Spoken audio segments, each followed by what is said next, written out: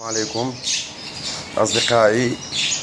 أكو ناس يقول أشياء كاردينال غالي، أو يقولون أكو أشياء بالسوق أسعارها أرخص. إحنا نبيع هاي مال عشاش ب1000، وهاي موجود أيضا بالسوق ب1000. هسه نشوف الفرق. هاي الأصلي شركة إيطالية، وهاي تقليد شركة بلجيكية.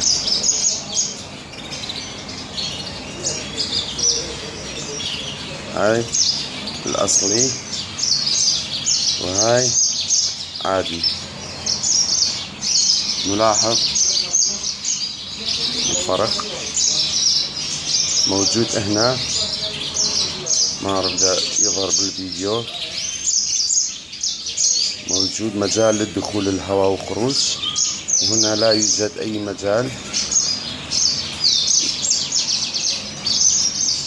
نلاحظ أيضا اثنيناتهم جديدين ما مستعملين.